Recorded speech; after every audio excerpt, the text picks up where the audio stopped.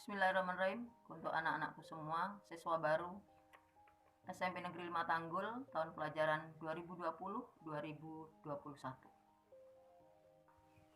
Baiklah anak-anak, pada pertemuan kali ini di masa pengenalan lingkungan sekolah atau dikenal dengan MPLS, saya Bu Suminah, biasa dipanggil dengan Bu Mimin, akan menyampaikan materi tentang pembinaan mental. Seperti ini ya, pembinaan mental. Apa itu pembinaan mental? Untuk memahami yang pengertian dari pembinaan mental ini, saya akan kupas satu persatu, kata demi kata, apa itu arti pembinaan, kemudian apa arti mental. Di dalam Kamus Bahasa Indonesia, khususnya di Kamus Besar Bahasa Indonesia, pembinaan itu diartikan sebagai sebuah usaha atau tindakan. Jadi seperti ini, pembinaan itu adalah suatu usaha atau tindakan, suatu kegiatan yang dilakukan secara sadar oleh manusia untuk memperoleh sesuatu yang lebih baik. Kemudian yang kedua, pengertian dari mental. Apa itu mental? Saya yakin dan percaya bahasa ini atau kata ini tidak asing bagi kalian. Mental adalah suatu kepribadian yang dinamis, yang dimiliki oleh seseorang atau yang ada pada seseorang, yang tercermin di dalam sikap dan tindakannya. Dan ini akan mempengaruhi bagaimana dia menyelesaikan persoalan-persoalan di dalam hidupnya. Dengan demikian, pembinaan mental ini bisa kita artikan adalah suatu upaya atau tindakan atau kegiatan yang dilakukan oleh seseorang secara sadar untuk memperbarui atau untuk memperbaiki tindakan atau tingkah laku melalui pembimbingan, baik itu mental ataupun jiwa, guna mendapatkan atau memperoleh kepribadian yang sehat, akhlak yang terpuji, kemudian tanggung jawab di dalam kehidupan sehari-hari. Oke? Paham ya? Nah, pertanyaannya, kepribadian yang sehat itu bagaimana? Kepribadian yang sehat antara lain orangnya mampu mengendalikan emosi, bawaannya tenang, bicaranya yang bermanfaat, dan masih banyak lagi. Akhlakul karimah atau akhlak yang baik, taat beribadah, beriman, suka menolong orang lain yang sedang kesusahan, dan sebagainya. Oke ya, paham ya? Nah, kapan pembinaan mental ini dilakukan? Jawabannya adalah pembinaan mental ini dilakukan sedini mungkin, sejak kecil. Jangan sampai terlambat. Pembinaan mental dilakukan pertama kali adalah di lingkungan kita yang paling awal. Di manakah itu? Di dalam keluarga kita. Memang orang tua kita tidak pernah mengatakan pembinaan mental, tetapi secara aplikasi, secara real, ini dilakukan oleh orang tua kita. Contoh, saat kita mulai belajar makan, kita diajari bagaimana cara makan. Setelah itu, kita dilepaskan. Kita diajari untuk mandiri, makan sendiri, tidak bergantung lagi. Diajari bagaimana menggunakan atau memakai pakaian yang kemudian sopan, pakaian yang indah untuk dipandang, nyaman. Kemudian apalagi, kita diajari bagaimana menggunakan bahasa-bahasa yang sopan, yang santun, bahasa yang halus, ya, kepada orang-orang di sekitar kita, kepada orang yang lebih tua dari kita. Kita diajari bahasa-bahasa yang halus. Ada tata keramanya, ada tata caranya berbahasa itu. Kemudian apalagi? Saat kita berjalan di depan orang-orang yang lebih tua, yang lebih dewasa dari kita diajari bagaimana menundukkan, membungkukkan badan kita. Kita diajari juga bagaimana mengucapkan terima kasih kepada seseorang yang telah memberikan sesuatu kepada kita. Kita diajari bagaimana kita harus mengucapkan permisi apabila kita akan meminjam atau menggunakan punya orang lain.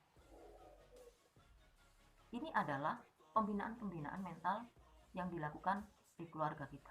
Dan masih banyak lagi. Apakah cukup sampai di situ? Tidak. Kita butuh bekal yang banyak, butuh mental-mental yang bagus untuk kehidupan ini. Untuk menjalani hidup ini, kita harus punya bekal.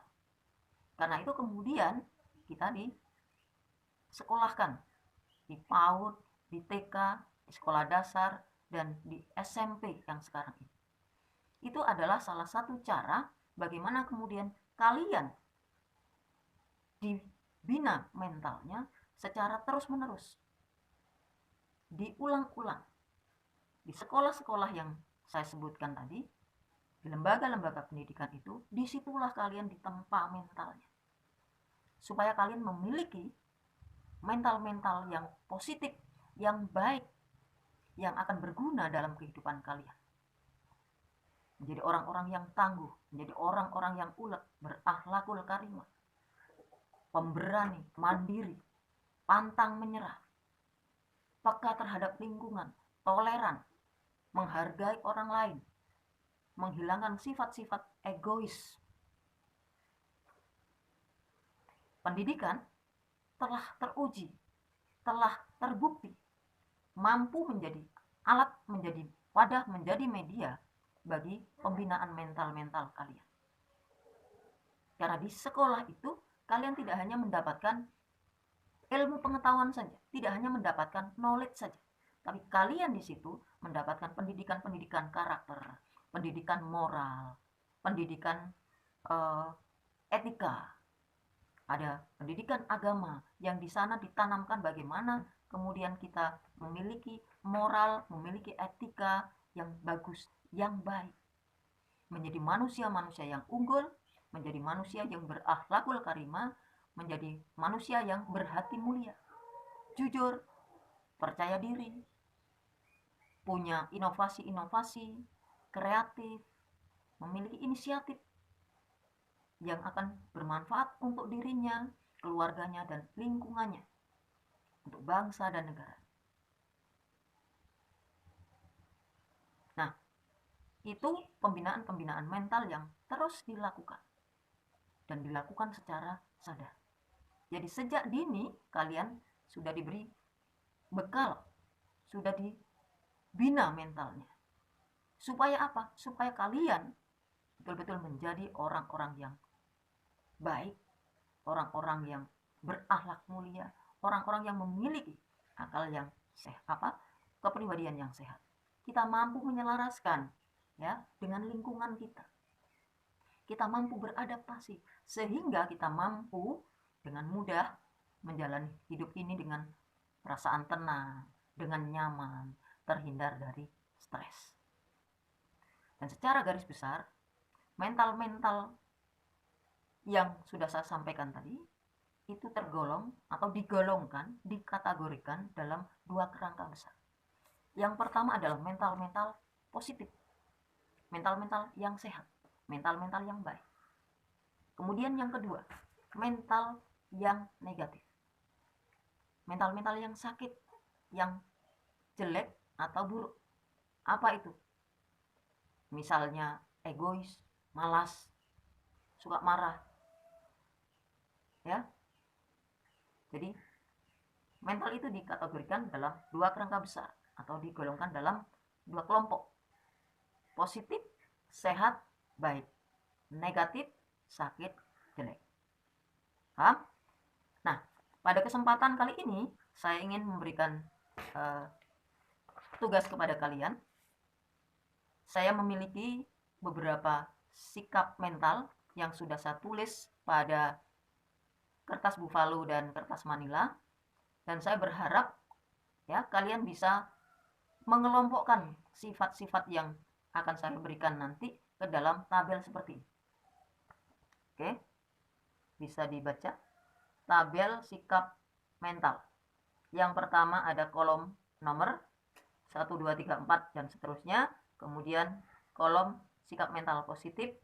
Yang berikutnya kolom sikap mental negatif. Sekali lagi nanti sikap-sikap mental yang akan saya berikan, tolong kamu taruh di tempat yang tepat. Apakah masuk di dalam sikap mental yang positif? Kalau itu termasuk sikap mental positif, kalian taruh di kolom sini.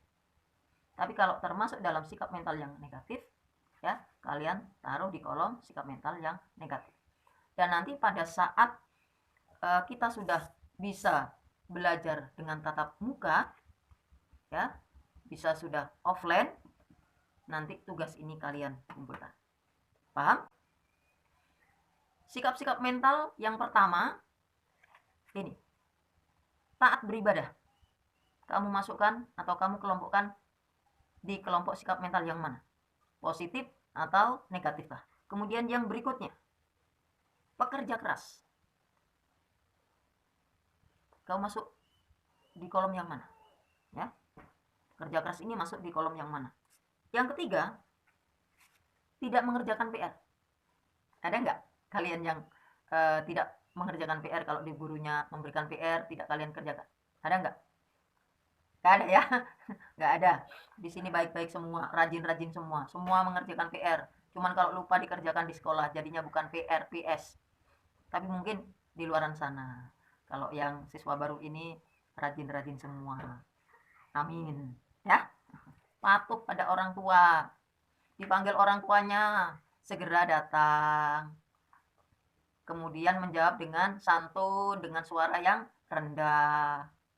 Bukan, apa bu, saya masih main HP, nonton YouTube, video. Enggak begitu anak-anaknya. Dipanggil orang tuanya, segera datang, kemudian dijawab dengan bahasa yang santun, nadanya yang rendah. Kalian pasti sudah dapat di materi karakter dan etika, moral, pendidikan moral, ya. Tuh, suka bantu orang tuanya kan? Bagus. Kemudian yang kelima, ramah. Terhadap temannya ramah. Kemudian lingkungannya juga ramah. Maksudnya apa? Ya, ramah tidak hanya kepada sesama manusia, makhluk hidup, tapi kepada makhluk-makhluk yang lain, lingkungannya juga harus ramah. Contohnya apa? Ya nanti kalau misalnya di sekolah, kalian habis jajan, kemudian sampahnya kalian buang di tempat sampah. Itu artinya, tandanya kalian ramah pada lingkungan. Tapi kalau kamu hanya menikmati makanannya, rasanya lezat, sampahnya dibuang sembarangan, berarti itu ciri bahwa kamu belum ramah atau tidak ramah. Apa di sekolah saja? Di rumah juga begitu. Ya. Ketika kita tidak ramah pada lingkungan, efeknya balik lagi ke kita. Banjir, erosi dan sebagainya. Paham ya? Kemudian yang berikutnya, mudah marah. Tidak ada angin, tidak ada hujan. Marah-marah. Temannya kena semprot. Ya, temperamental namanya. Masuk di dalam sikap mental yang positif atau negatif. Kemudian yang berikutnya, rajin sholat berjamaah. Nah, ini bagus sekali. Manfaatnya luar biasa. Buru-buru sholat berjamaah, subuhnya aja jam 6. Ada yang begitu enggak? Ya, berubah. Ya, sekarang bukan anak SD lagi. Kalian sudah menjadi siswa SMP. Harus ada perubahan secara mental yang signifikan. Ya, walaupun mungkin tidak drastis, harus dimulai.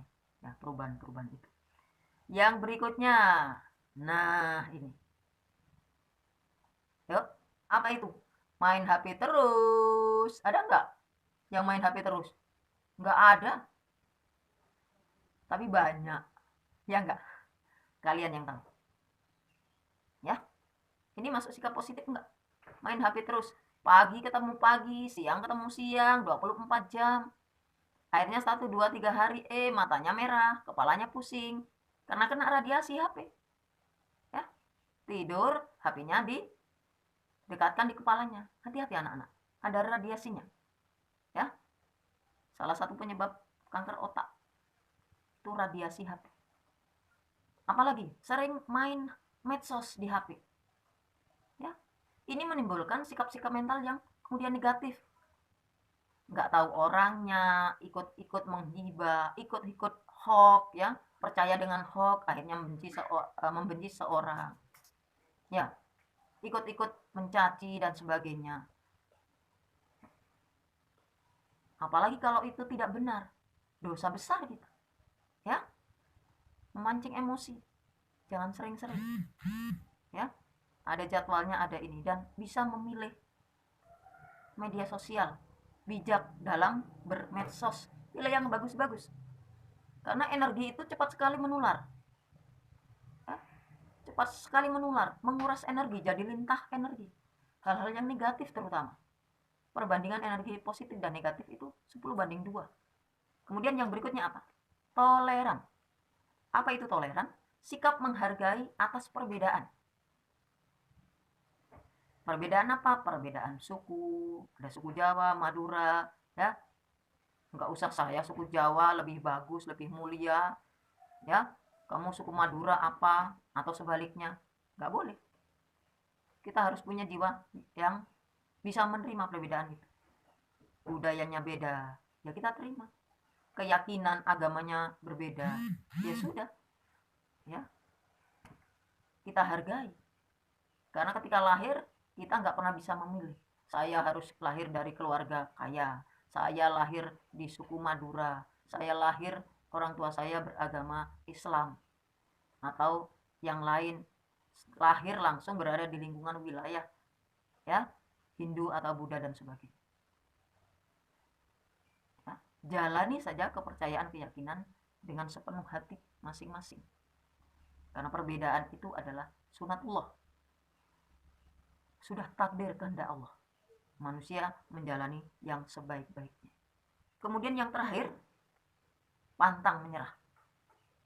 Apa pantang menyerah? Ini salah satu sikap mental yang menjadi salah satu kunci kesuksesan seseorang. Misalnya, kondisi keluarganya biasa-biasa, bahkan mungkin minus secara ekonomi. Jaraknya sekolah ke rumahnya jauh, jalannya berbatu, licin, ya. Tapi dia bersemangat, ya, untuk menggapai cita-citanya. Dia nggak peduli semua itu. Pantang menyerah. Dengan kondisi apapun dia tetap melakukan. Apalagi kalau kalian dikasih PR sama gurunya, matematika, pulang sekolah dikerjakan, nggak bisa. Ya nanti sore dicoba lagi. Nanti sore gagal, coba lagi sampai kemudian kamu menemukan solusinya. Itu namanya pantang menyerah. Nah, itu tugas dari saya. Yang saya harap sekali lagi anak-anak, kalau kalian mengalami kesulitan, diputar, di setel lagi video ini. Kemudian kalau masih mengalami kesulitan, minta tolonglah kepada orang tua kalian. Ya. Lakukan dengan sebaik-baiknya, dengan penuh rasa cinta, dengan rasa gembira, karena itu yang akan mendorong kita, ya, untuk terus melakukan upaya-upaya, untuk terus belajar, untuk terus menjadi orang-orang yang memiliki mental yang bagus, memiliki mental-mental yang tangguh, yang ulet, ya, karena kita ini keturunan orang-orang yang hebat. Ingat, nenek moyang kita adalah orang-orang yang hebat, orang-orang yang tangguh, yang tidak gampang menyerah, dan itu dikenal dunia. Dengan hanya menggunakan perahu, dia mau atau mampu mengarungi lautan samudera, ya, yang ombaknya, badainya luar biasa. Dengan kapal-kapal kecil dia berlayar, berlabuh sampai mana-mana. Itu bukti bahwa kita memiliki darah, memiliki gen, ya, dari orang-orang hebat. Jadi sekali lagi, ya, kuatkan terus mental kita, terus berproses, terus belajar, insya Allah apa yang menjadi impian kita, cita-cita kalian akan tercapai. Sukses dunia akhirat, bahagia dunia akhirat. Amin. Pulau Papua, tempatnya cendrawasih. Sekian dan terima kasih. Wassalamualaikum warahmatullahi wabarakatuh.